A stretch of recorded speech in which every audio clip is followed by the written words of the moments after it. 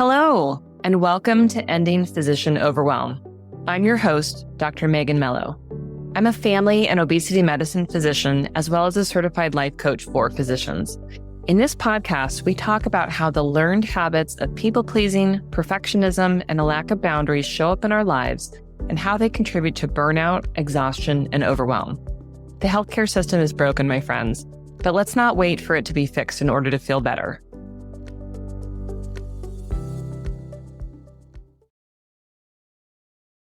Hello, my friends, and welcome to another episode of Ending Physician Overwhelm. Today is part 2 of the We Do Not Care Club Perimenopausal Women Physicians cohort. And before I dive into the episode, we are going to give a shout out to @JustBeingMelani. Melani Sanders is a content creator who has created a viral movement on Instagram, TikTok, Facebook, probably other places that I don't know about. She is a 45-year-old woman who is a mother and a content creator and just started recording one day her experience sitting in the parking lot in her car outside of a Whole Foods, feeling like a hot mess and deciding that we weren't going to care about it anymore. She has been featured in New York Times and on Katie Couric's platform and probably 20 other places that I don't know. Melani has started a movement. She now has, I believe, over 1 million followers on, on TikTok. And what's really important is that we give credit to people who are speaking up, speaking out about their experiences with areas that we've traditionally been silent on.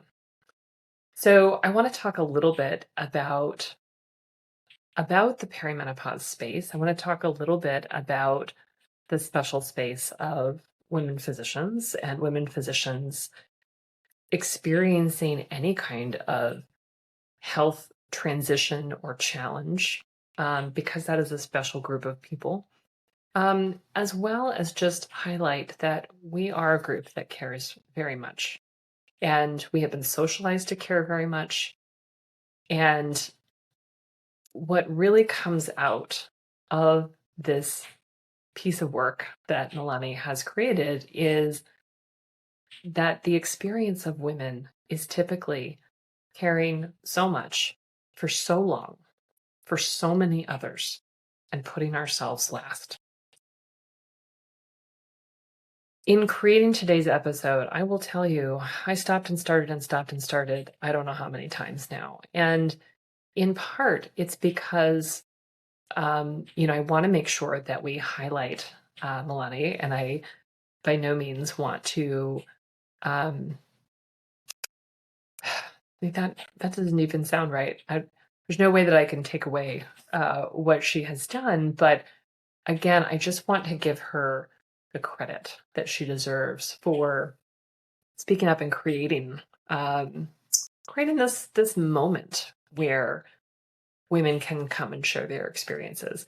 If you are a woman in perimenopause or menopause, and you are anywhere on social media, you know that there is this incredible movement going on where women are speaking up and sharing their experiences. There are many, many women physicians who are speaking up on healthcare and the traditionally underserved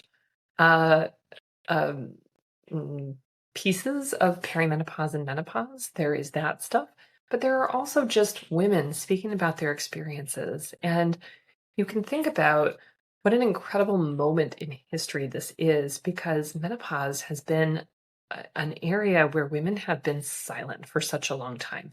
Yes, it has absolutely been belittled. It has been shoved aside. Women have been gaslit into believing that they should just deal with it. There are so many different directions we could go with that conversation. But when women are speaking up, women, including Melani, are speaking up and sharing their experiences and creating dialogue and creating safe spaces, it is really important that we honor them, that we continue the work, that we really highlight their bravery in speaking up. Because we shouldn't have to feel brave to speak up about our lived experiences, but of course, that is traditionally what has happened with anything related to women's health. We know that from our experience of taking care of women. We know that from our experience of being women. And especially if you've faced any particular health challenges as a woman, health challenges that are unique to women, including perhaps pregnancy, fertility, navigating, the adoption and surrogacy space, dealing with pregnancy loss, dealing with breast cancer or PCOS or any number of other things. If we just look at the simple menstrual cycle itself with its hormones ups and downs, that is just not something that our male colleagues experience. So there are some things that are just wholly unique to us. And again, if we are a woman in medicine, no doubt you have had the experience of being both someone who cares for women in some capacity, even if that's not primarily the group that you serve, but also being a woman who is in that caregiver role, but also has a human female body. So again, we will shout out to Melani Sanders for her amazing work in bringing this space. But I want to pivot now and think a little bit about the experience of women physicians. When I started last week's episode as part 1 and was really talking about things that we have been taught to care about or to not care about, including to not care about our bodies, right? To put everyone else first. I really wanted to hear from women physicians and what they experience. And so I decided to crowdsource today's episode so that I would gather what are the things that women physicians no longer care about. And really got quite an amazing list. I have taken verbatim a lot of it. Some of it I have parsed together, bits and pieces. I decided not to reorganize them into any particular sort of theme and format, even though my very organized group of women physicians, some of them absolutely did that and gave me, well, these are the life things that I don't care about, and here are the medical things that I don't care about, and so on and so forth. I decided not to go and organize it and make it tidy because, quite frankly, that's not what's going on in perimenopause. I'm giving myself permission to say, you know what, that's good enough. This is good enough, and I want to really highlight. Again, I sort of hemmed and hawed about putting this together because someone on a Facebook group said, well, make sure that you give Melani credit. Yeah, I absolutely give Melani credit. You should follow her at Just Being Melani, Melani. You should go read the New York Times article. You should absolutely contribute the things that you do not care about in her comments so that she will keep going because, again, she is amazing and giving voice to so many women. We need to honor that and we need to continue that. But in that, as I was sort of hemming and hawing, well, who am I to do this? Who am I to, put together this list? I also recognize that because I do have a platform, because I do have this ability to highlight things that women physicians are going through. And I do hear from so many people who listen to the podcast or follow me on my weekly newsletter that I really wanted to make sure that I was speaking for them, that I was lending a space for their voices, because we do not hear from ourselves enough. When I am coaching women physicians, when I am talking to them in the safe containers of the coaching space, whether that's one-on-one or in groups, the same themes come up over and over again. We have been conditioned to care so much. We have been conditioned to care that our appearance is 100% professional, that we don't show our emotions, but yet we somehow convey empathy. We have been taught to care that we should be team players and that we should go 110%, but also not be too loud. We shouldn't vocalize dissent, although we should speak up if we have a safety concern, but do so in such a way that we don't ruffle any feathers or imply that that something is too much. We are taught to not be too much. As women, we are socialized. Don't stand out too much, but you also need to be amazing. We are taught to micromanage our appearance and to put forth more effort than everybody else to prove ourselves. Our male colleagues do not get mistaken for nursing staff.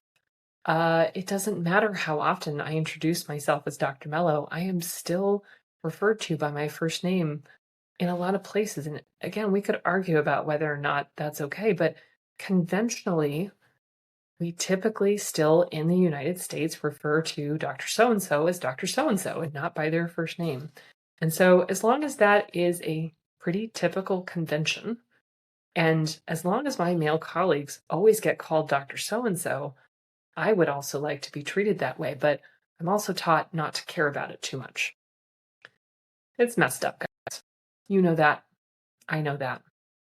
But I want to make sure that we do have spaces where we can practice speaking up, that we do share our experiences with others, just as Melani is doing with the experiences of women in perimenopause.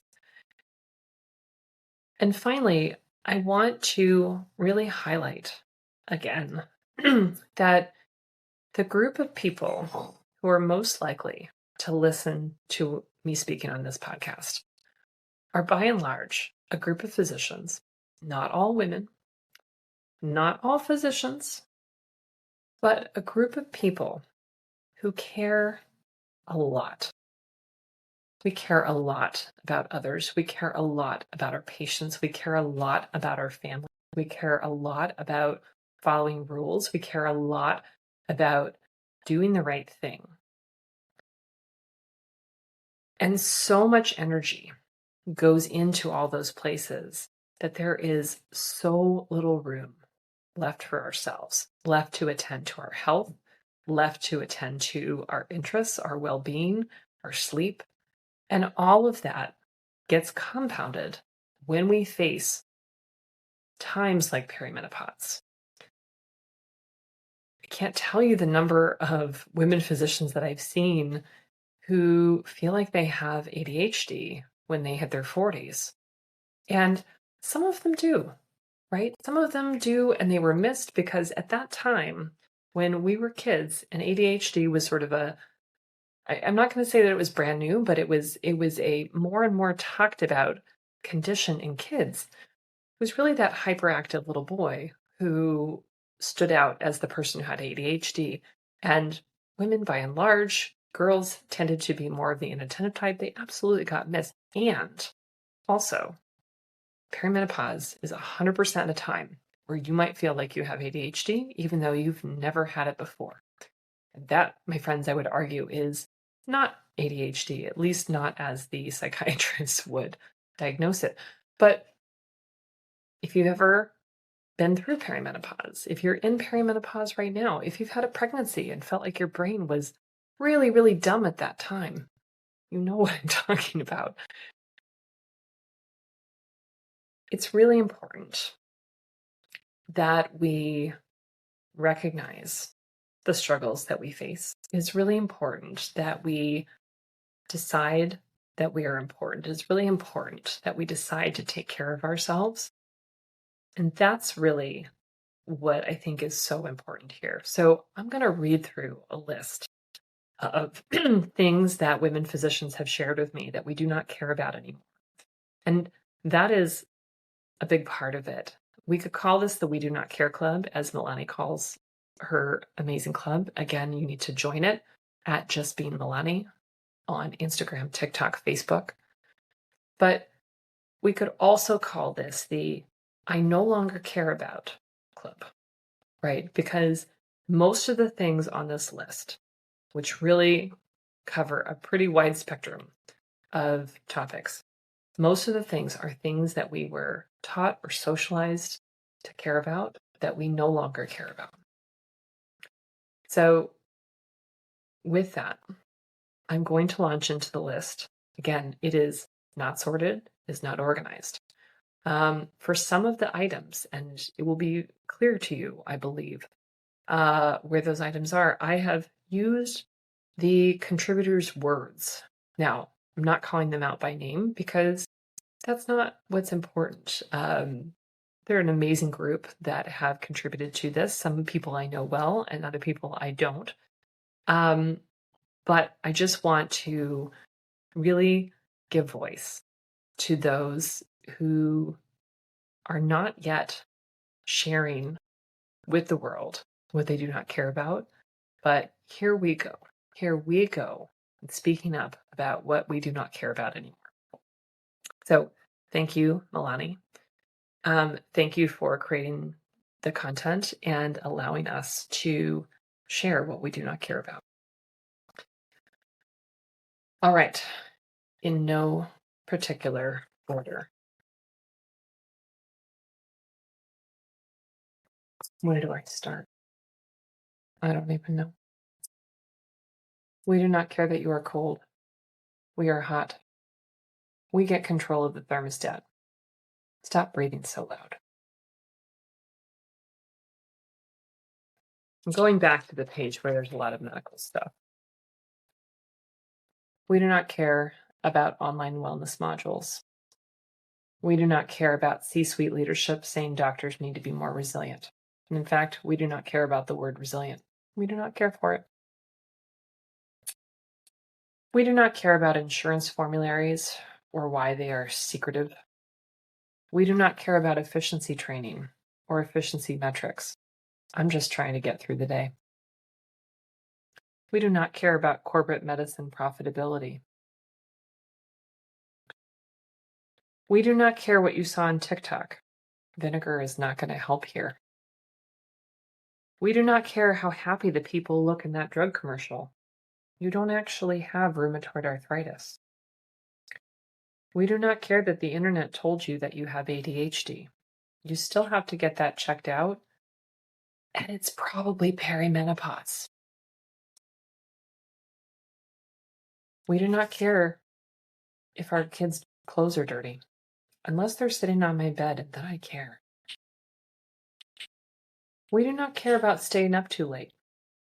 Now I mostly just check to see if it's late enough that I can go to bed.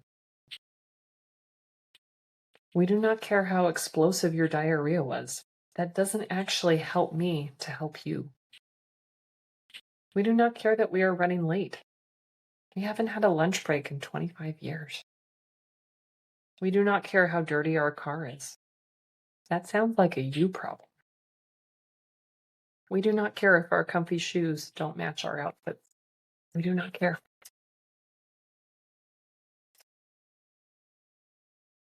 Ooh, we do not care what a drugged out, brainworm carrying lawyer says. Science is real. Vaccines work. We do not care about academic titles, especially those earned while sacrificing one's own mental and physical health and actively destroying the emotional well-being of partners, coworkers, staff, trainees, and students. We do not care about that. We do not care for criticism from someone whose advice or opinions we do not value. That goes into the bucket of the I do not care about that anymore. We do not care if executives lose money because we did the right thing for our patients. Nope. Nope, we do not care about that. We do not care if companies who profit off of denying care for illness and suffering have something bad happen to them. Just saying. We do not care if standing up for minority groups is triggering for majority groups. We're going to do it anyway.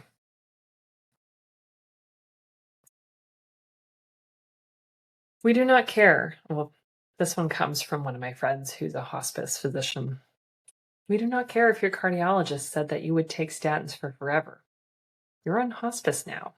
Statin isn't going to help you anymore. Ooh, we do not care that your college roommate's third cousin's ex-wife's mother had a bad reaction to sertraline. It's actually still a good choice here. We do not care about a study showing that this supplement helped those 10 people because that's not enough. We don't actually care what the drugs are that you're taking. We just need to know what they are so that we don't accidentally kill you. Okay, so I gotta know the full list. Okay. We do not care that you think that I would look younger or prettier if I cut my hair. I don't want that. And who asked you? We do not care that you think it's a good idea to drive 10 minutes under the speed limit. We're busy. We gotta go. We do not care what the celebrities are all doing, or the sports people, or who won a Grammy. Don't care. We do not care that a Kardashian gets a full body MRI every year. Nope. This one is a special one. We do not care to allow you to continue to mansplain anything to us, said the contributor. Let me stop you right there, sir, and catch you up on my level of competence in this subject, which is undoubtedly higher than yours. I had to read that one all the way out. Now, there are many, many that came in with this theme, and I'm going to again say thank you to Melani. Part of the very first We Do Not Care Club, where the We Do Not Care Club was created, was Melani finding herself in a sports bra that was not enough, she said. It was not enough for what she had going on. She said that one has now been retired. There were many, many that came in from all of the women physicians on this theme, but we do not care about wearing a bra. And very specifically, one contributor said, I only have one nipple after cancer, so F it. All right. We do not care about makeup. Also, said one contributor, no need because I am awesome. Shout out to you. We do not care about wearing pajamas to the store or the airport. You're comfy. That's it. Continuing along this theme, we do not care what anyone thinks of leggings as pants. They are pants. And said one person, I will die on that hill. I'm with you. We do not care about how my house looks. My style is lives with kids. I feel that one. We do not care that you are cold. We're hot. We get control of the thermostat. Also, stop breathing so loud.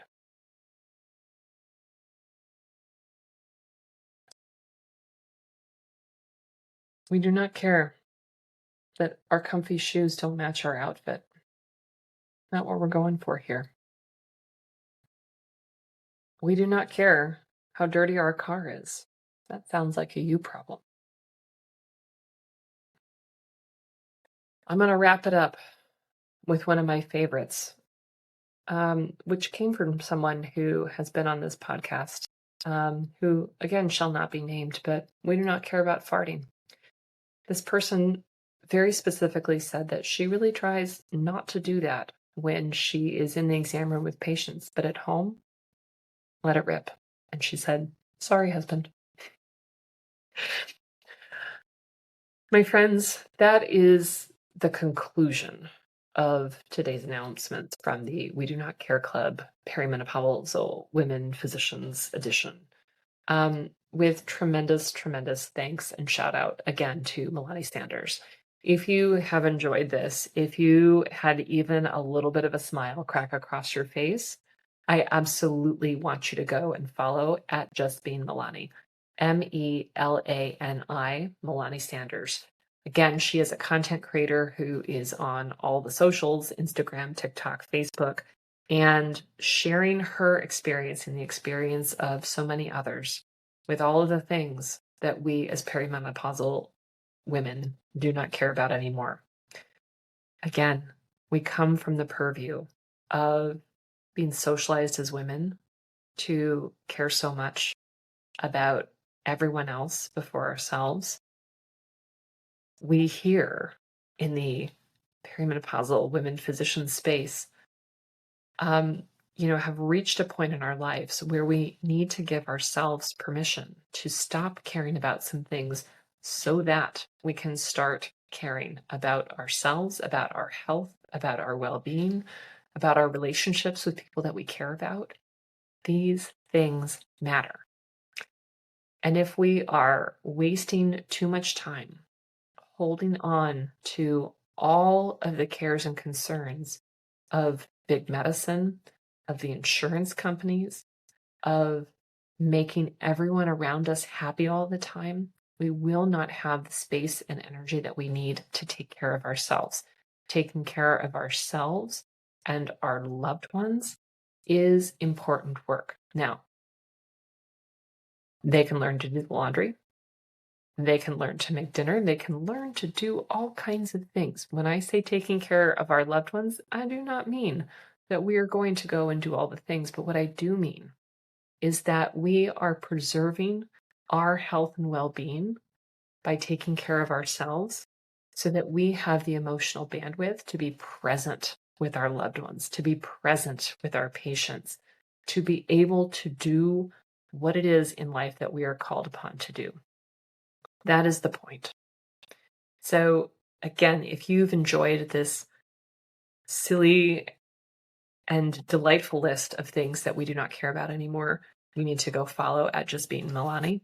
You need to spend some time thinking about what it is that you do not care about anymore. And if it's a, we never cared about this, if it's a, we don't care about this anymore, that's okay.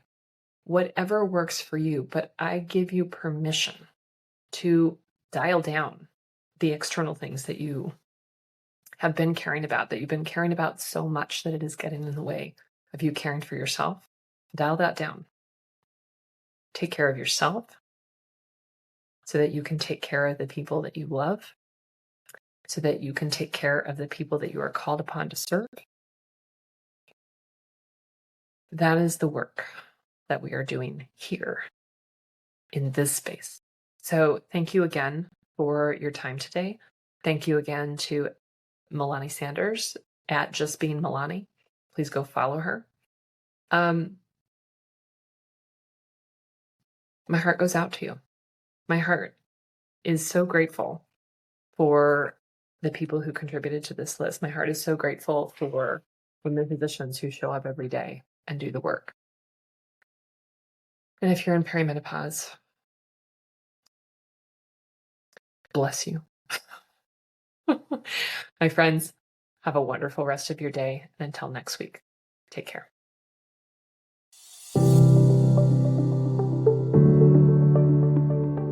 Well, that's our show for today. Thank you as always for listening. To learn more about my coaching programs, head to www.healthierforgood.com.